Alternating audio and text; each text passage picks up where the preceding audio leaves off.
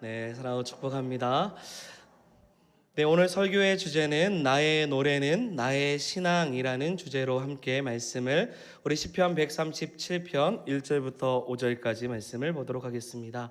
여러분, 요즘 어떤 노래를 즐겨 부르십니까? 여러분, 요즘 듣고 있는 노래는 또 어떤 노래를 듣고 계십니까? 작년에 어느 날 아들이 저에게 한 가지의 질문을 했습니다. 아빠, 뭐 7살인데 이렇게 굵게는 말 안 했겠죠. 아빠, 100마일이 뭐예요? 라고 묻는 거예요. 제가 잘못 들은 줄 알았습니다. 100만 원? 이라고 되묻더니 그랬더니 아이가 퉁명스럽게 아이 말투가 있거든요. 그게 아니고 100마일이 뭐냐고요. 100마일이. 그래서 왜 묻나 싶었지만 그런가 보다 싶어서 아이에게 100마일은 거리를 말하는 수치라고 말을 해줬습니다. 그리고 나서 하루가 지났습니다. 아이가 혼자 노래 하나를 흥얼거리면서 부르고 있는 겁니다. 그 노래가 무엇이냐면 원마일 타면 원마일지만 100마일 타면 100마일지만 캐롯 퍼마의 자동차 보험이라고 혼자 노래를 부르고 있는 겁니다. 자동차 보험 광고를 어디선가 들었던 겁니다. 그걸 따라 부른 거예요. 그래서 100마일이 뭔가 싶어서 아빠한테 물어보고 정확하게 알지는 못하지만 뭐 이런 고백을 하고 있더라고요. 여러분, 사람은 항상 노래를 부릅니다. 사람이 태어나 생일을 맞이할 때도, 사람이 수명을 다해 죽을 때도 이제 가면 언제 가나라고 노래를 부릅니다. 그리스도인도 항상 노래, 찬양을 합니다. 믿음의 사람은 어느 곳에 있든지 노래를 부르며 찬양을 부르는 것을 아주 당연한 일로 여깁니다.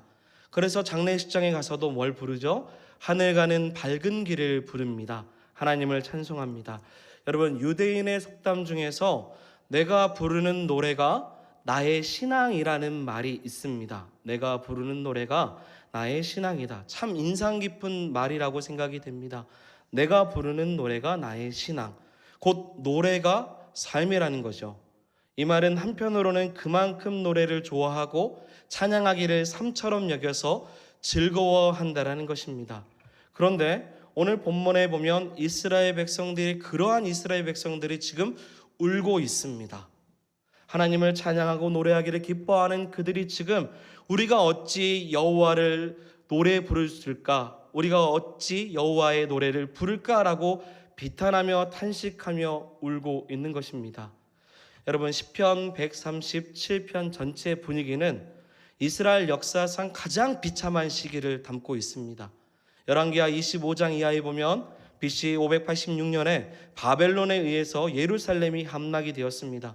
거룩한 성전이 다 무너진 상황이 이 당시에 있었던 상황입니다.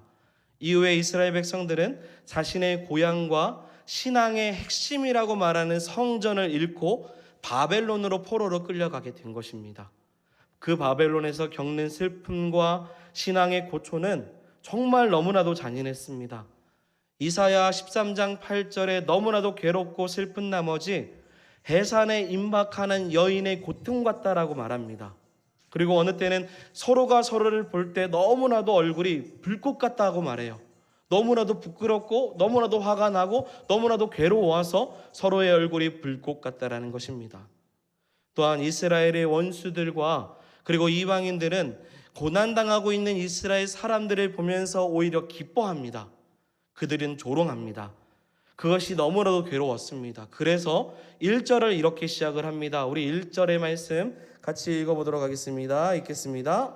우리가 바벨론의 여러 강변 거기에 앉아서 시온을 기억하며 울었도다. 아멘. 우리가 바벨론의 여러 강변 거기에 앉아서 시온을 기억하며 울었도다라고 고백하죠. 여러분, 설교의 서론을 듣고 1절을 읽으면 우리 마음에 남는 한 단어가 있습니다. 어떤 단어죠? 울었도다입니다. 울었도다. 제가 지금 기뻐해야 될 백성들이 기뻐하지 않고 지금 1절에 뭐예요? 울었습니다. 저에게는요, 1절을 다시 보면 우리가 앉아서 울었다라는 마음이 단어가 남습니다. 1절에 우리가 앉아서 울었는데 지금 어디서 울었다고 하죠? 여러 강변에서 앉아서 울었다고 합니다.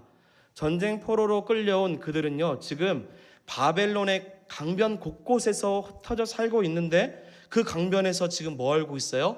울고 있는 겁니다. 여러분, 강변에 산다라는 것이 그리 낭만적인 것은 아닙니다. 엄마야 누나야 강변 살자 뭐 말하는 그런, 진짜 강변은 뷰가 너무 좋은, 그 앞에 있는 아파트가 있고 그리고 공원이 있는 그런 뷰를 말하는 거겠지만, 사실 본문에서 말하는 강변은 그런 강변이 아닙니다. 여기서 강변은 유프라테스 강과 티그리스 강, 이 두 강을 이야기하는 겁니다. 아주 유명한 두 강입니다. 여기로부터 유입된 주류들이요, 농경지로 물을 끌어보내는데 바벨론의 수로 시설을 총칭해서 말하는 것이 강변을 말하는 겁니다. 바벨론은요, 인공수로가 엄청 발전된 곳입니다. 가장 대표적으로 에스겔서 1장 1절에 나오는 그발강가라고 말하는 곳이 가장 유명한 곳입니다. 우리 1절의 말씀, 에스겔서 1장 1절을 한번 읽어보겠습니다. 30째 넷째 달 초닷새 내가 그발강가 사로잡힌 자 중에 있을 때 하늘이 열리며 하나님의 모습이 내게 보이니. 아멘. 지금 그발강가가 나옵니다. 그발은 아까도 말씀드렸던 유브라테스와 티그리스를 연결하는 바벨론의 최대의 수로를 말합니다. 느부갓네살 왕이 조성했던 곳입니다. 그 운하의 길이만 보아도 엄청납니다. 무려 1000km입니다. 서울에서 부산까지 왕복할 수 있는 거리가 지금 사람을 통해서 만든 길입니다. 수로를 만들었어요. 그러다 보니 바벨론의 포로로 끌려온 이스라엘 백성들은 도시나 성읍에 살지 않고요, 포로 신분으로 어디 살아요? 운하 주변에서 흩어져 살고 있는 것입니다. 매일 운하를 건설하고자 그 현장에 동원된 것입니다. 곧 강변은 포로 수용소입니다. 그곳에서 지금 울고 있는 거죠. 포로로 끌려왔던 그 괴로움도 있는데 그것을 어찌 우리가 다 설명할 수 있겠습니까? 우리나라에게는 이제 일제 강점기라는 우리 선조들이 겪었던 아픔이 있죠. 그 역사를 살펴보면 우리는 몸소 잘 알지는 못하나 잔인하고 고통의 크기는 정말 말로 표현하지 못할 것만큼 크다란 사실을 우리는 대략 알고 있습니다. 포로 수용소 같은 지금 강변에 살아서 그들은 밤낮 육체적 노동과 미래가 없는 삶에 대한 고통을 가지고 정말 감당하기 어려운 시간들을 지금 보내고 있는 겁니다. 아침이 오면요, 여러분, 아침이 오면 육체적인 고통으로 빨리 밤이 왔으면 좋겠다고 생각을 합니다. 밤이 오면요, 미래가 없고 허무한 인생에 대한 마음의 고통이 누워있는 내내 찾아와요. 그래서 차라리 아침이 와서 일해서 이 고통과 생각을 다 지워버리자라고 생각해요. 그게 반복해요. 낮에는 육체적으로 힘들고 밤에는 마음이 괴롭고요. 포로 생활 자체가 고통과 서러움 그 자체인 것입니다. 그런데 그들이 운 것은 단순히 포로 생활로 고통과 서러움 속에서 살았기 때문에 운 것은 아닙니다. 가족과 고향과 자유가 그리워서 그들이 운 것이 아닙니다. 그들이 지금 슬퍼 앉아서 울 수밖에 없었던 것은 바로 시온 때문입니다. 그 시온을 기억하기 때문에 지금 눈물이 나는 거예요. 1절을 다시 한 번 더 우리가 읽어보도록 하겠습니다. 1절 읽겠습니다. 우리가 바벨론의 여러 강변 거기에 앉아서 시온을 기억하며 울었도다. 아멘. 여러분, 여기서 시온을 기억하면서 울었어요. 가족을 기억하면서 아니에요. 자유를 기억하면서가 아닙니다. 무엇입니까? 시온입니다. 시온은 예루살렘 전체를 칭하는 말이기도 합니다. 그런데 오늘 본문에서 말하는 더 중요하게 사용되는 시온은 하나님이 거하시는 임재를 상징하는 겁니다. 거룩한 산, 성전에 위치한 그 성전산에 관련된 용어가 시온이에요. 여러분, 하나님의 임재를 갈망하시기를 소망합니다. 지금 하나님의 임재가 내 안에 없다라는 두려움과 하나님의 그 임재가 너무나도 그리워서 사모하는 마음이 이스라엘에게 있듯이 저와 여러분들의 인생 가운데 하나님이 우리 가운데 임재하심을 기억하고 사모하는 저와 여러분들이 되기를 소망합니다. 두려워해야 돼요. 하나님이 나와 함께하지 않는 시간들을 오히려 두려워해야 되는 것이 성도가 가져야 될 마음입니다. 당시 유대인들에게 있어서 포로와 관련된 시편들을 보면요, 이 예루살렘이라는 뜻보다 시온은 정말 진짜 하나님을 더 사랑하는 마음으로 시온을 선호했습니다. 그래서 시편 126편 1절의 말씀에 이렇게 고백이 됩니다. 같이 읽어보겠습니다. 여호와께서 시온의 포로를 돌려보내실 때 우리는 꿈꾸는 것 같았도다. 아멘. 포로로 끌려온 이스라엘이 다시 시온에 간다라는 것을 마치 어떻게 느낀 거예요? 꿈만 같다라는 거예요. 하나님의 임재, 그 자리에 가는 것을 꿈과 같이 여겼습니다. 여러분, 시온을 기억하는 것이 포로로 끌려온 이스라엘에게 있어서 우선적인 관심이고 가치였습니다. 그것이 있다라는 것, 그것을 기억했다라는 것은 그들이 여전히 하나님을 향한 신앙이 있었던 거예요. 신앙의 회복이 그들에게 가장 갈망했던 첫 번째 우선순위가 되었다라는 것입니다.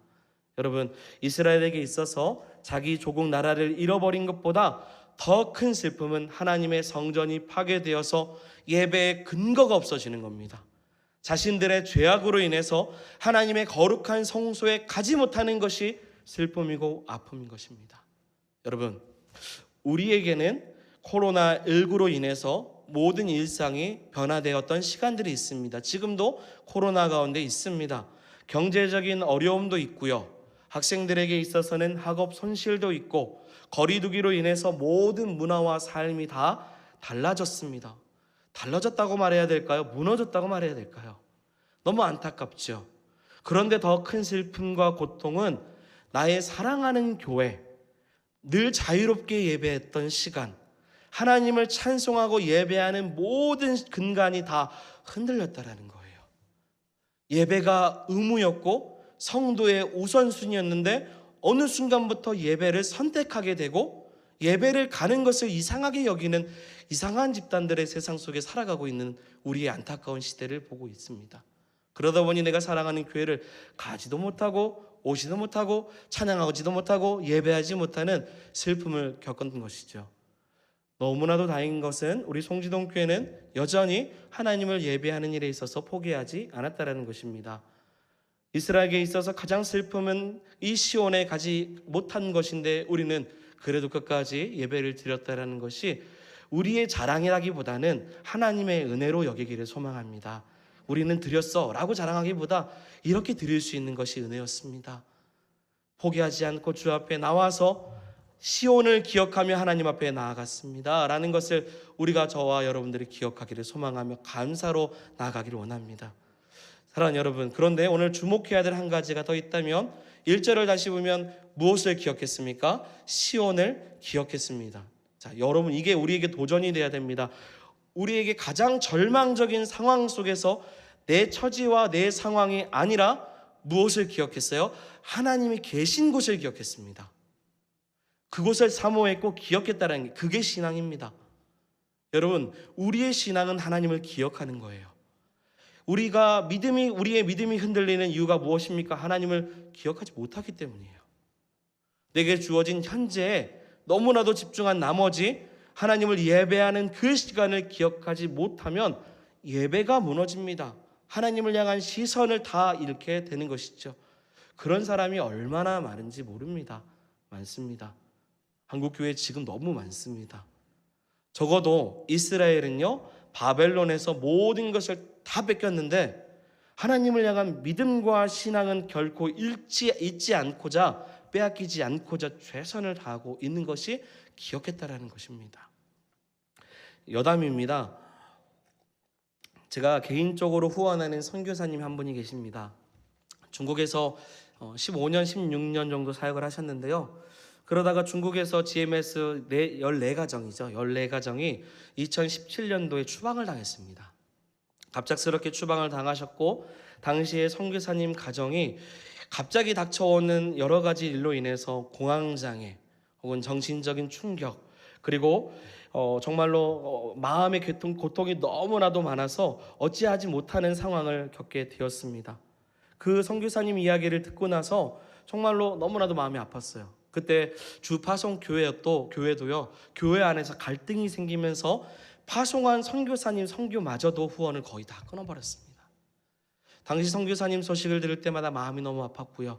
저도 중국에 계실 때 3차례 정도 단기 선교를 다녀왔습니다. 선교지의 현장이 어떠한지를 다 알았어요. 그래서 이쯤하고 그냥 한국에 들어오셔서 평안하게 사역했으면 좋겠다라는 마음이 사실은 개인적인 마음이었습니다. 제가 중학교 때 저희 은사 목사님이십니다. 그게 선교사님이신데요. 근데 그렇게 좀 들어왔으면 좋겠고 나이가 좀 있으신데 얼마 안 돼서 다시 선교지를 위해서 기도하시고 선교지를 찾기 시작합니다. 거기가 어디냐면 인도네시아입니다. 나이가 있는데 다시 선교지를 정하시고 새로운 언어를 배우기 시작을 해요. 그리고 99% 무슬림 마을에 들어가서 복음을 전하는 사역을 시작합니다. 여러분, 바벨론이요 이스라엘의 모든 것을 다 빼앗은 것 같으나 하나님을 향한 믿음과 신앙을 결코 빼앗을 수 없듯이 사단이 아무리 중국 선교를 막고 선교사님의 형편과 상황을 막을지라도 하나님을 향한 믿음과 그 사역에 대한 확신을 막지 못합니다. 여러분, 코로나가 아무리 우리를 막을지라도, 우리의 육신의 곤고함이 우리를 막을지라도 우리가 하나님을 향한 우리의 믿음과 신앙은 빼앗길 수 없습니다. 우리가 주어진 귀한 은혜의 자리를 어찌 포기하겠습니까? 우리는 날마다 기억해야 돼요. 하나님의 임재를 갈망해야 됩니다. 그 긍지가 우리 안에 있기를 소망합니다. 이스라엘은 신앙의 긍지가 있었어요. 그래서 2절 말씀입니다. 같이 한번 2절을 읽어보겠습니다. 시작. 그 중에 버드나무에 우리가 우리의 수금을 걸었나니. 아멘. 수금이라고 번역되어 있는 히브리어 키노르라는 단어는 작은 크기의 현악기, 여기 있는 현악기들을 말합니다. 그런데 여기서 사용하는 수금은 한 종류의 악기를 말하는 것이 아니라 성전 예배에 사용했던 전체 악기를 다 말하는 거예요. 그것을 포괄적으로 지금 제휴법으로 그냥 수금이다라고 표현하는 거예요. 곧 하나님을 예배하고 찬양할 때 쓰던 모든 악기를 지금 어디에다 걸어놨습니까? 버드나무에 지금 걸어놨다라고 지금 말하고 있습니다. 버드나무는요 흐르는 물가에서 잘 자라는 나무이기 때문에 그들이 살고 있었던 포로 수용소와 같은 강변에 흔히 볼 수 있는 나무입니다. 그렇다면 지금 버드나무 위에 수금이 보이도록 올려놓고 있는 상황인 겁니다. 여러분, 질문입니다. 그렇다면 왜 수금을 버드나무 위에 걸어놓았을까요? 왜 이렇게 걸어놓은 이유가 무엇일까요? 여러 주석책을 보았습니다. 제가 두 가지 부분으로 좀 설명을 보았는데, 첫째는 이 포로 생활이라는 그 자체가 음악을 즐길 만큼 여유가 없죠. 그리고 그럴 분위기도 아닙니다. 그래서 또 하나님 앞에 온전한 예배를 드릴 수 있는 형편이 아니기 때문에 그래서 여유도 없고 형편도 안 돼서 버드나무에 수금을 걸어 놓았다라는 해석이 있더라고요. 여러분, 동의되십니까? 저는 동의가 안 되더라고요. 실제적으로 그랬을까? 그렇지 않을 거라고 생각이 됩니다. 유대인들은요, 내가 부르는 노래가 나의 신앙입니다. 하나님을 늘 찬양하고 하나님을 경배하는 것이 그들의 민족의 정체성입니다. 여유가 없어서, 형편이 안 돼서 그건 공감이 되지 않아요. 할 수만 있으면 최선을 다해서 찬양하고 노래하는 민족이 이스라엘 백성들이고요, 저와 여러분들인 줄 믿습니다. 우리가 형편에 따라 노래하는 게 아니죠. 하나님을 찬송하는 게 아닙니다. 우리는 그렇게 지음 받았습니다. 하나님을 찬송하도록 높여드리도록 우리를 지으신 것이죠. 그렇다면 실제적으로 왜 버드나무 위에 수금을 걸어놨을까요? 그들의 신앙의 이유가 무엇입니까? 바로 3절에 나와 있습니다. 3절 같이 읽어보겠습니다. 시작. 이는 우리를 사로잡은 자가 거기서 우리에게 노래를 청하며 우리를 황폐하게 한 자가 기쁨을 청하고 자기들을 위하여 시온의 노래 중 하나를 노래하라 함이로다. 아멘. 왜 수금을 나무에 걸었습니까? 시온의 노래 중 하나를 노래하라고 하기 때문입니다. 누가 그렇습니까? 누가 그렇게 노래하라고 말해요? 사로잡은 자가요.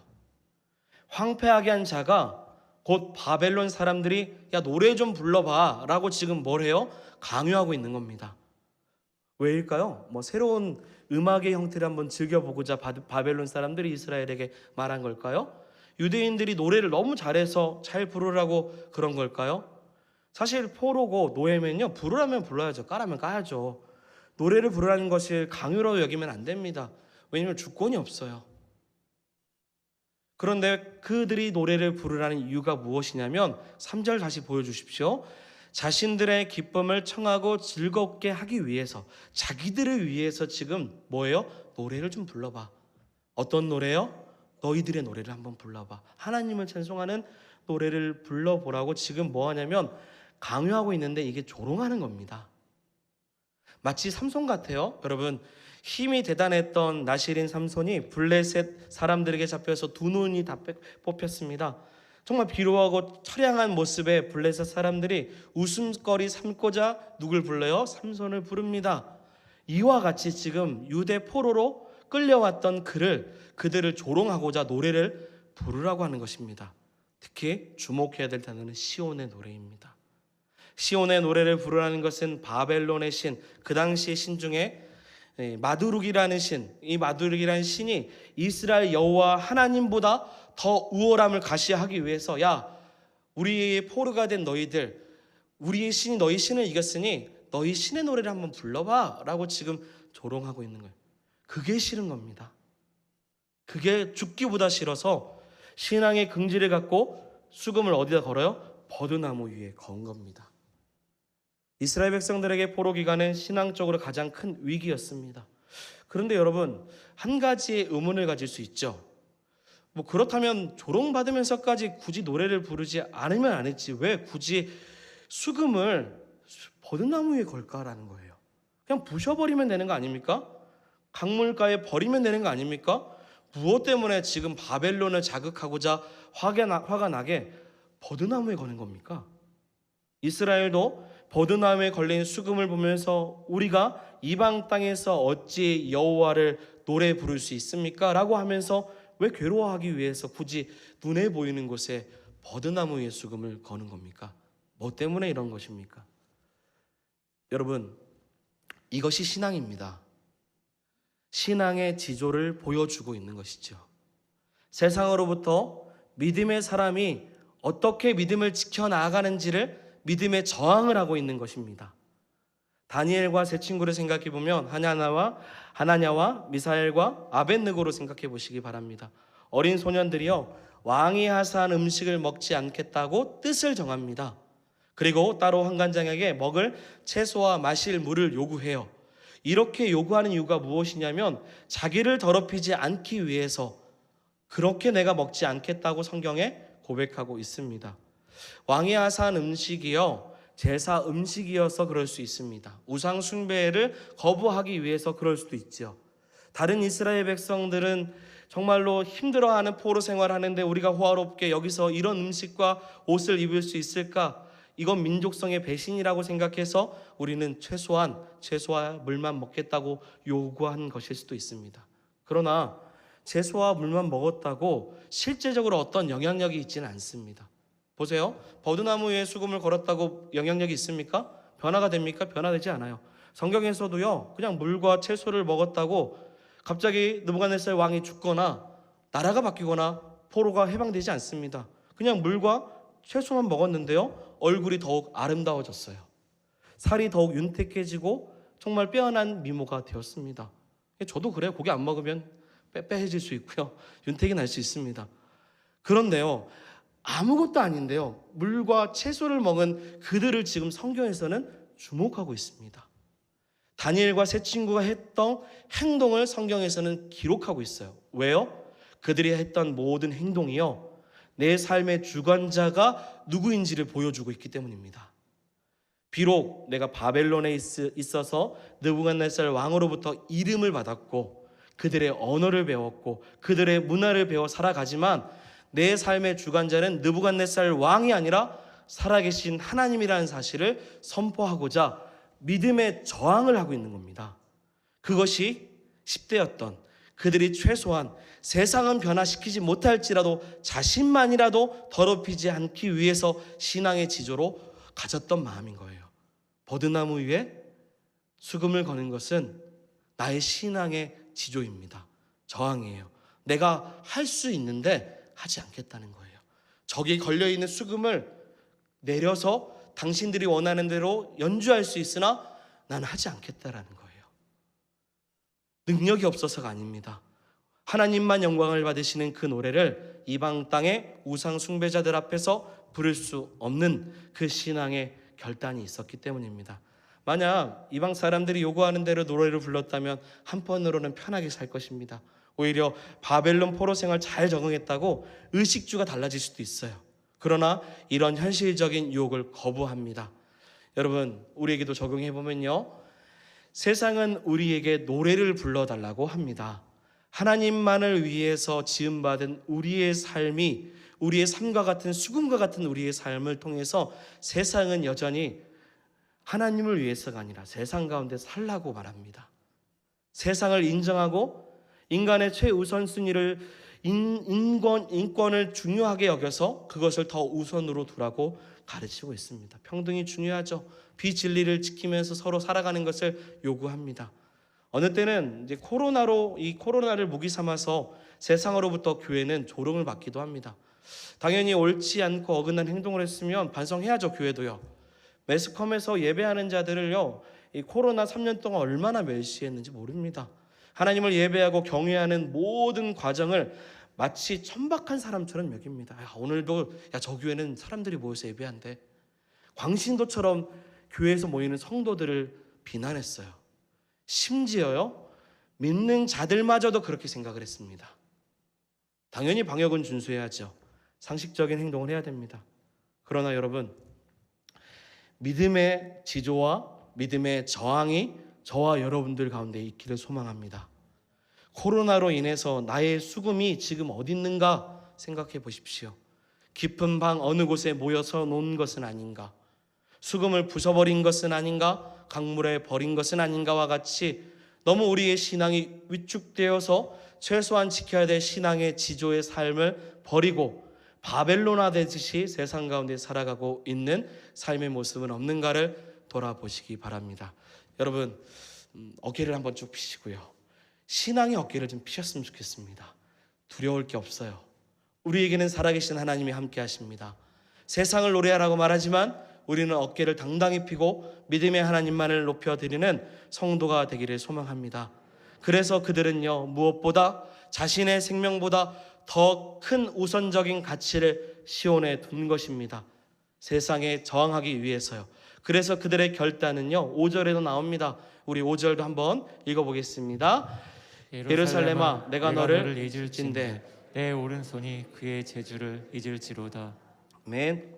쉽게 말하면, 만약 내가 예루살렘 곧 하나님의 성전과 하나님을 향한 나의 신앙과 믿음을 잊는다면, 내가 그것을 잊어버린다면, 내가 수금을 탔던 오른손의 재주마저도, 그 은사마저도 잃어버리기를 원한다라는 거예요.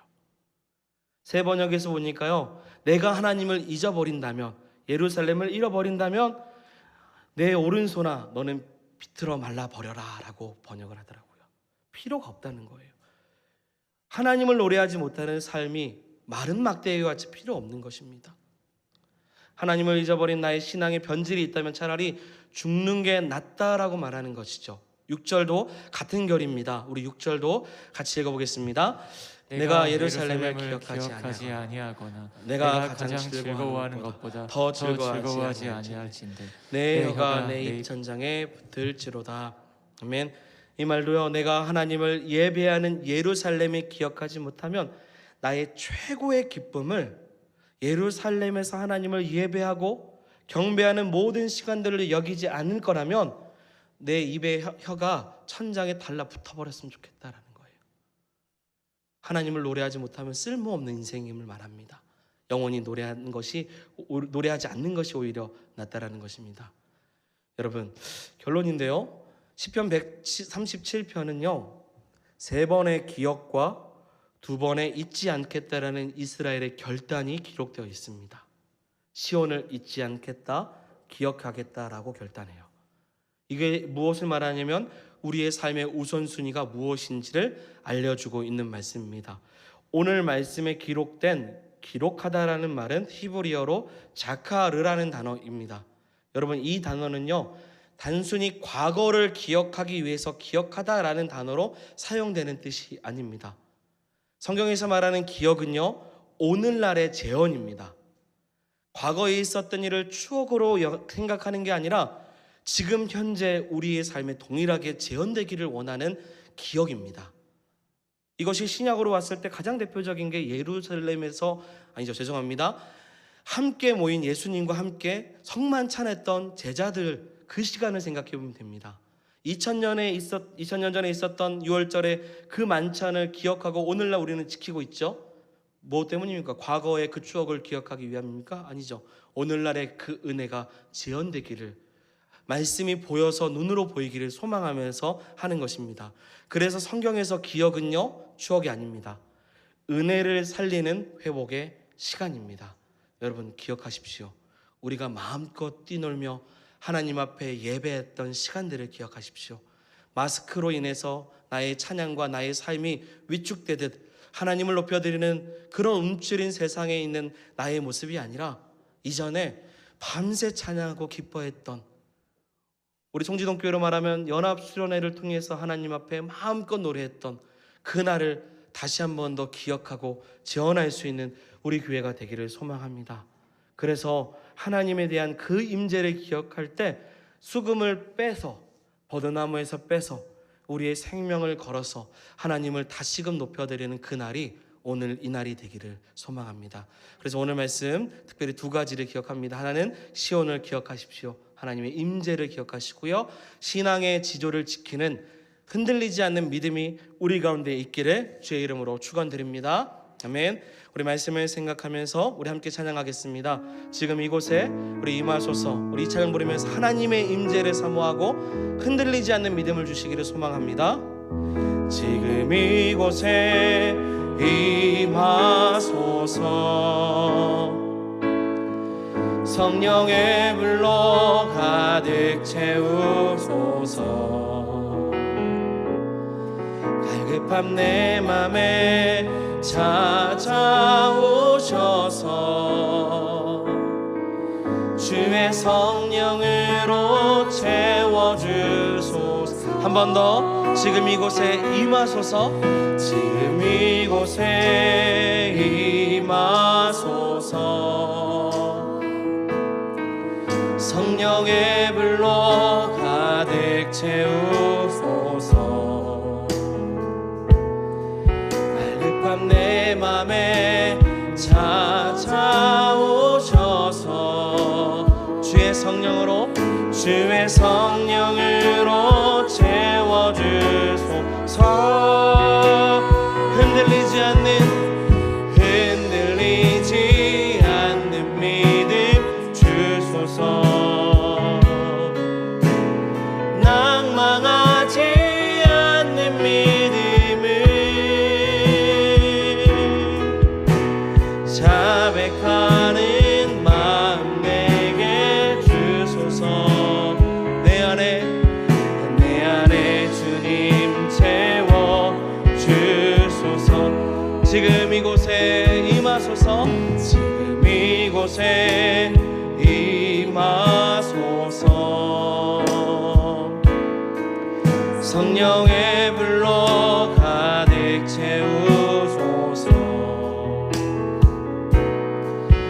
갈급함 내 맘에 찾아오셔서 주의 성령으로 채워주소서. 우리 다 같이 흔들리지 않는 믿음 주소서. 어떤 상황 가운데 낭망하지 않는 믿음, 우리에게 자백하는 마음 주시옵소서. 자백하는 마음 내게 주소서. 내 안에 주님 채워. 우리 말씀을 생각하면서 한 번 더, 흔들리지 않는 믿음을 우리에게 주시옵소서. 흔들리지 않는 믿음 주소서. 낭망하지 않는 믿음을, 자백하는 마음 내게 주소서. 내 안에 주님 채워 우리의 목소리로 흔들리지 않는 믿음 주소서. 흔들리지 않는 믿음 주소서. 낭망하지 않는 믿음을 자백하는 마음 내게 주소서. 내 안에 주님 채워 주소서. 우리 말씀을 기억하면서 한번 기도하기 원합니다. 주님, 우리 가운데 채워 주시옵소서. 하나님의 임재를 알게 하여 주시옵소서. 우리 안에 내주하시는 성령의 충만함이 이 자리 가운데 있는 모든 성도들의 삶 가운데 다시 한 번 더 있게 하여 주시옵소서. 우리 안에 그런 갈망함이 있게 하여 주시고 하나님을 기대하는 마음 갖게 하여 주시며 우리의 삶의 형편이 어려울지라도 하나님을 기대하는 마음을 잊지 아니하며 날마다 성령의 충만함을 따라 살아갈 수 있도록 주여 우리 가운데 성령 충만함을 허락하여 주시옵소서. 시온을 기억합니다. 하나님을 만났던 그 자리를 기억합니다. 내가 하나님을 사랑했던 첫사랑과 같은 그 시간을 잊지 아니하고 내 마음에 내 삶에 하나님을 다시 한 번 더 기억하여 하나님 과거에서 만났던 하나님이 아니라 현재 여전히 우리 가운데 좌정하여 주시는 그 하나님의 임재를 알 수 있도록 내 안에 성령 충만한 은혜를 허락하여 주시옵소서. 우리 이 마음을 가지고 한번 성령의 충만함과 임재를 사모하며 말씀을 기억하며 한번 기도하기 원합니다. 우리 주의 이름 부르며 기도하겠습니다. 주여, 하나님 우리를 사랑하여 주시옵소서. 오늘도 하나님을 사랑하는 그 마음을 가지고 주 앞에 나온 믿음의 성도들을 공의를 여겨 주시옵소서. 우리의 메마른 심령 가운데 하나님의 은혜의 단비를 부어주시듯 성령의 은혜의 단비를 부어주시옵소서. 하나님 이른 벼와 늦은 벼와 같이 하나님께서 때마다 채우시는 은혜의 역사와 같은 하나님 내 안에 아버지를 향하는 갈망하는 마음이 있게 하여 주시옵소서. 단 한 번의 예배를 올지라도 하나님을 기대하는 그 마음을 잊지 않고 살아가는 성도들 되게 하여 주시고 하나님 우리를 향하신 하나님의 놀라운 사랑에 대한 그 반응과 믿음을 우리 가운데 있게 하여 주셔서 오늘도 무한하신 하나님의 사랑 앞에 우리의 심령과 마음이 열려서 하나님 앞에 영광을 올려드리는 성도가 되게 하여 주시옵소서. 아버지 우리 안에 크신 하나님의 사랑을 향한 믿음이 있기를 원합니다. 하나님 믿음의 삶을 가기를 원합니다. 우리 모든 교회가 다시 한 번 더 그날이 아버지 이루어질 수 있도록 하나님 붙잡아 주시옵소서. 우리의 눈이 패하지 아니하도록 붙잡아 주신 은혜를 허락하여 주시옵소서. 은혜를 베풀어 주시옵소서. 한 번 더 기도합니다. 하나님 흔들리지 않는 믿음 주시옵소서. 믿음의 지조와 믿음의 저항을 가지고 세상 가운데 살아갈 때 세상의 흐름 속에서 이 시대를 본받아 살아가는 인생 되지 않게 하시고 하나님 여전히 우리가 뜻을 정하여서 거룩하기를 또한 아버지 구별된 백성으로 살아가기를 하나님 우리가 결단하는 성도가 될 수 있도록 인도하여 주시옵소서. 우리는 괴로울 수 있습니다. 아버지 버드나무 위에 수금을 걸어놓듯 세상의 저항함으로 인해서 괴롭힘을 받고 또 손해를 보면서 살아갈 수도 있습니다. 하지만 하나님 그것은 잠시 잠깐입니다. 우리가 지켜야 되는 그 믿음과 소망은 영원한 것인 줄 믿사오니 우리를 구원하신 그 주님을 온전히 바라보는 믿음의 신앙이 흔들리지 않도록 붙잡아 주시옵소서. 우리 이런 마음을 가지고 하나님 우리 안에 믿음의 지조와 저항을 허락해달라고, 그리고 다시 한 번 더 우리 송지동 교회 가운데 하나님을 노래하고 찬양했던 그날 하나님 그 역사의 날을 다시 한 번 더 허락하여 주시옵소서. 마스크를 벗고 하나님을 높여드렸던 그날 부흥의 날을 다시 한 번 더 우리에게 허락하여 주시고 그날이 오늘 될 수 있도록 인도하여 주시옵소서. 이런 마음을 가지고 한번 주의 이름 부르며 마지막으로 한 번 더 기도하기 원합니다. 기도하겠습니다. 주여 하나님 우리가 믿음의 반석 위에 서기를 원합니다. 흔들리지 않기를 원합니다. 하나님 말씀 위에 굳건히 서는 은혜를 허락하여 주시옵소서. 우리를 살리신 주 안에서 우리가 더욱더 담대하게 살아가는 은혜를 허락하여 주심으로 날마다 하나님을 높여드리는 이 모든 시간마다 하나님 앞에 영광을 올려드리는 아버지 믿음의 사람들이 될 수 있도록 하나님 붙잡아 주시옵소서.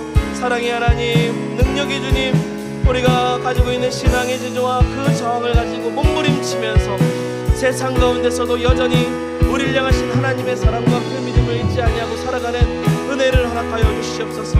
그렇게 살아가기를 소망하오니 하나님 우리 안에 그러한 믿음으로 살아갈 수 있는 우리 송리동교회가 될 수 있도록 하나님 우리 안에 그러한 믿음 주시옵소서. 흔들리는 아버지와 낙심하는 마음이 되지 않도록 하나님 도와여 주시고 하나님의 크신 은혜를 베풀어 주신 대로 살아갈 수 있도록 주님 붙잡아 주시옵소서. 함께하여 주시옵소서. 사랑으로 함께하여 주실 것을 믿습니다. 역사하실 주의 이름을 찬양합니다.